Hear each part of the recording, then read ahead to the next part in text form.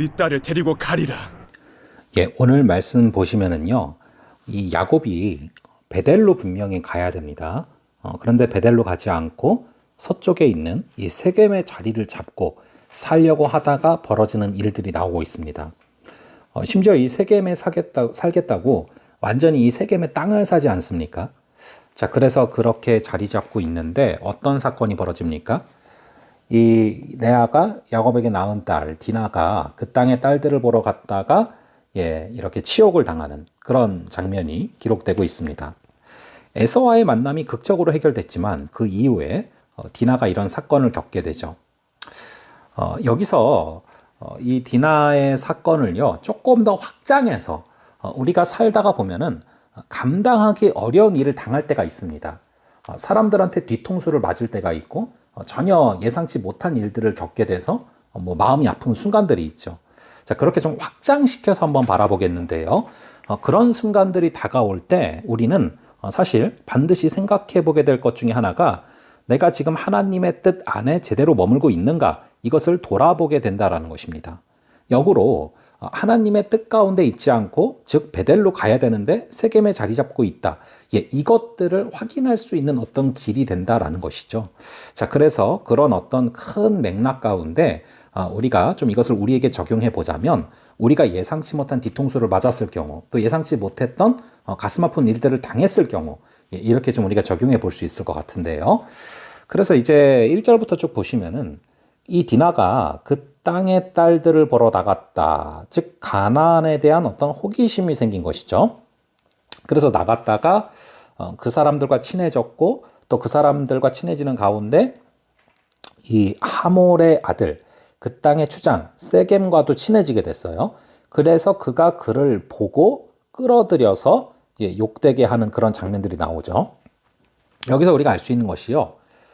호기심에 제 발로 처음에 들어가지만 나중에는 내 힘으로 제어할 수 없는 상태가 되는 것들을 확인하게 됩니다. 그러니까 이것을 우리가 죄로도 적용해 볼 수 있어요.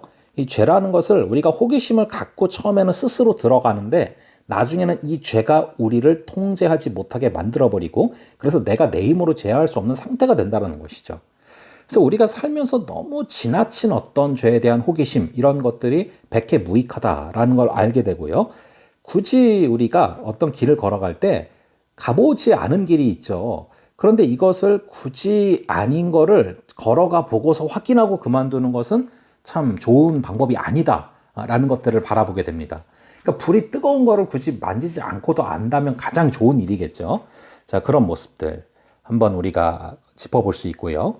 자, 그 이후에 3절에 그 마음이 깊이 야곱의 딸 디나에게 연연하며 그 소녀를 사랑하여 그의 마음을 말로 위로하고 그러니까 이제 그나마 다행인 것은 이 안 좋은 사건이 벌어졌는데 그 세겜이 이 디나를 그래도 그나마 이제 마음으로 사랑했다는 게 불행 중 다행인 것이죠. 그래서 이제 아내로 얻으려고 하는 그런 장면들이 쭉 나오고 있습니다. 자, 여기서 어떤 일들이 벌어지냐 하면요. 5절에 야곱이 그 딸 디나를 그가 더럽혔다 함을 들었으나 자기의 아들들이 들에서 목축을 함으로 그들이 돌아오기까지 잠잠했다. 상당히 이제 말도 안 되는 사건이 벌어졌는데 야곱은 꽤 냉담해 보일 정도로 침착한 장면이 나옵니다.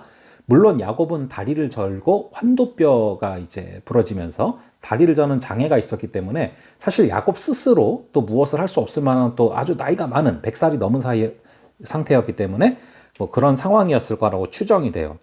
근데 이제 6절에 세겜의 아버지 하몰은 야곱에게 말을 하러 왔습니다. 7절에 야곱의 아들들은 들에서 이를 듣고 돌아와서 그들 모두가 근심하고 심히 노하였으니 이는 세겜이 야곱의 딸을 강간하여 이스라엘에게 부끄러운 일을 곧 행하지 못할 일을 행하였음이라. 자, 여기서 아들들이 심히 노하죠. 당연한 일이죠. 굉장히 말도 안 되는 일을 당했고 근심하고 노하고 있습니다. 그리고 이것은 이 누이를 넘어서서 집안 전체가 이 가정을 통해서 수치를 당할 수 있다라고 본 것이죠. 자, 그런데 그런 과정 가운데 8절부터 이어지는 하몰의 모습이 어떻습니까? 하몰이 그들에게 이르되 내 아들 세겜이 마음으로 너희 딸을 연연하여 하니 원하건대 그를 세겜에게 주어 아내로 삼게 하라. 너희가 우리와 통혼하여 너희 딸을 우리에게 주며 우리 딸을 너희가 데려가고 너희가 우리와 함께 거주하되 땅이 너희 앞에 있으니 여기 머물러 매매하며 여기서 기업을 얻으라. 자, 뭐 이 조건들을 막 내걸고 있어요. 나열하고 있습니다. 10절에 보시면은 원한다면은 땅도 팔겠다는 거예요. 그래서 그 땅을 너희가 아들에서 아들로 계속 이어가면서 기업으로 얻을 수도 있다. 그러니까 여러분 이것은 객지에서 온 이 야곱의 어떤 가정, 즉 야곱의 식구들한테 상당히 좋은 조건이기는 합니다. 그러나 여러분 이것을 하나님이 기뻐하지 않는 조건이에요. 결론적으로는. 근데 그거 이전에 우리가 생각해 볼 부분은 사실은 뭐 이렇게 뭐 좋은 조건들을 내거는데 하몰이 지금 여기서 해야 될 일은 여러분 사과를 하는 게 먼저입니다. 그래야 그게 순서에 맞는 거예요. 근데 사과하는 과정이 하나도 없습니다. 야곱의 아들들은 7절에 심히 노했어요. 지금 감정이 상할 대로 상했죠. 그런데 하몰은 전혀 사과를 하지 않아요. 그 지역의 추장이랍시고 그냥 결혼을 쭉 진행하려고 달려드는 모습을 보게 됩니다. 여기서 우리는 가해자의 심리와 피해자의 심리가 다르다라는 걸 보게 돼요. 이 가해자의 경우는 상대방의 상처 정도 뭐 이런 게 중요하지가 않은 거예요. 그래서 이제 일로 보는 거죠. 그래서 이 과정 가운데 뭐 얼마를 주면 되냐, 뭐 얼마를 주고 어떤 조건을 주면 되냐, 이렇게 돈과 어떤 좋은 조건으로 해결하려 한단 말이죠. 근데 피해자의 심리는 그게 아니죠. 감정이 상했고 아팠거든요. 그럼 사과를 받는 게 우선이고 그 다음에 일이 진행돼야 되는 겁니다. 하지만 이 하몰이 놓친 것은 그냥 결혼만 밀어붙이고 어떤 이 감정을 만져주는, 그리고 이 사과를 하지 않는 그런 모습이 나타나고 있다라는 것입니다. 자, 그래서 그렇게 너희 앞 10절에 너희가 우리와 함께 거주하되 땅이 너희 앞에 있으니 여기 머물러 매매하며 여기서 기업을 얻으라 하고, 그 위에 있는 조건들을 보면은 너희가 9절에 너희가 우리와 통혼하여 너희 딸을 우리에게 주며 우리 딸을 너희가 데려가고 라고 나오고 있습니다. 자, 이렇게 이 조건은요, 하나님이 기뻐하지 않는 조건이라는 걸 명확히 알 수 있어요. 그러니까 세상과 하나 되는 거잖아요. 세상과 통혼하는 거잖아요. 거룩이 없어지는 거죠. 그런데 또 이 세상적인 어떤 관점에서 봤을 때는 정말 객지에서 온 사람들한테 절호의 찬스란 말이죠. 이 기회를 놓치면 언제 잡을까 싶은 그런 기회죠. 그런데 여러분, 원래 이 기회라는 것을 참 조심해야 되는 게, 성경에도 항상 기회라는 단어는 악인이 기회를 잡는다 그런 표현이 나오잖아요. 그래서 이게 어떤 일들이 있을 때 이게 정말 하나님이 주신 어떤 역사인지, 아니면은 정말 이 넓은 길로 가는 세상이 주는 어떤 사단이 주는 정말 이 악인이 잡는 그런 기회인지를 잘 봐야 된다는 것이죠.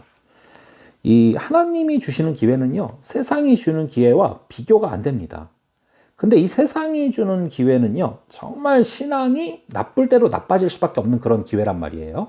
우리 신앙이 무너져 버리는 그런 일이 결국에는 벌어진단 말이죠.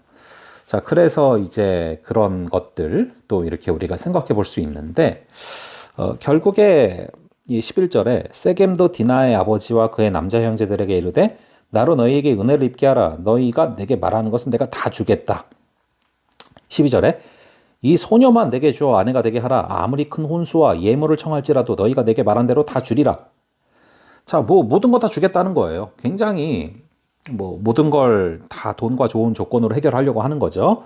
자, 그 상황에 대해서 13절에 보면은 야곱의 아들들이 세겜과 그의 아버지 하몰에게 속여서 대답하였으니 이는 세겜이 그 누이 디나를 더럽혔음이라. 자, 여기서 우리가 생각해 볼 부분. 그렇다면 상대방이 악하게 대하면 나도 악하게 대하면 되는 것인가? 상대방이 악하게 나올 때 나도 악하게 나아가야 되는 것인가? 사실 거기서 우리 크리스찬들은 그러면 안 되는 거죠. 하지만 야곱이 속이는 것을 보고 자라났기 때문에 속이는 것이 당연하게 느껴지는 자녀들의 모습이에요. 그래서 속여 대답하면서 결국에 우리가 내일 살펴볼 정말 피바람이 부는 모습이 나타나는 것이죠. 자, 그래서 사실 우리는요, 우리 크리스찬들의 승리는 무엇입니까? 속임에 속임으로 응답하고 속임에 더 큰 권모술수로 대응하는 것이 아니라 하고 싶은 말, 많고 많은 말 힘겹게 억누르고 주님께서 일하시도록 우리가 주님께 맡기는 게 정말 우리의 승리 아닙니까? 참 그런 어떤 우리의 삶의 순간들이 되기를 간절히 바랍니다. 잠시 기도하겠습니다. 아버지 하나님, 우리 주님께서 우리를 붙드시고 인도하시는 과정 가운데 늘 있기를 원합니다. 우리의 삶의 순간들이 항상 하나님의 뜻 안에 제대로 머물고 있기를 간절히 바랍니다. 우리가 때로는 살면서 다양한 일들, 정말 내 삶에 감당하기 어려운 순간들을 당할 때 아버지, 우리가 그 순간들 가운데 하나님의 뜻 안에 제대로 머물고 있는지 돌아보게 하시고, 그렇지 않다면 하나님의 뜻 가운데로 그 베델로 용기 있게 더 걸어나갈 수 있는 은혜를 허락하여 주시옵소서. 아버지 하나님, 정말 이 죄라는 것이 호기심에 처음에는 제 발로 들어가지만 나중에는 내 힘으로 제어할 수 없는 상태가 되는 것이람을 잊지 말게 하시고, 우리가 죄에 대한 호기심을 끊어버리고 오직 주님에 대한 마음으로 나아갈 수 있도록 붙들어 주시옵소서. 아버지 하나님, 오늘 말씀을 통하여서 이 가해자의 심리와 피해자의 심리가 다름을 바라보게 됩니다. 아버지, 우리가 상대방의 그 감정을 늘 고려하고 또 사과하며 정말 주님의 사랑으로 대할 수 있는 은혜를 허락하여 주시고, 아버지 하나님, 우리의 삶의 모든 순간순간들마다 특별히 이것이 어떤 기회가 왔을 때 이것이 정말 하나님이 주신 기회인지 아니면 사단이 주는 그런 덫인지 우리가 바라보게 하시고, 이것이 아무리 달콤해 보일지라도 결과적으로 이것을 통하여서 우리의 신앙이 나빠진다면, 무너진다면 이것을 잡지 않을 수 있는 그 용기를 허락하여 주시옵소서. 아버지, 상대방이 악하게 나를 대할 때 같이 악하게 속이는 것이 아니라 아버지 하나님, 정말 주님께서 말씀하신 그 승리, 지는 게 이기는 거다 말씀하신 승리, 정말 하고 싶은 말 많고 많은 말 힘겹게 억누르고 주께서 일하게 하시는 그 승리 우리에게 허락하여 주시옵소서. 주님께서 우리를 붙잡아 주시고 인도하여 주실 줄을 믿사오며 이 모든 말씀 우리 주 예수 그리스도의 이름으로 기도합니다. 아멘. 예, 그럼 계속 기도하시고 또 다음번에 뵙도록 하겠습니다.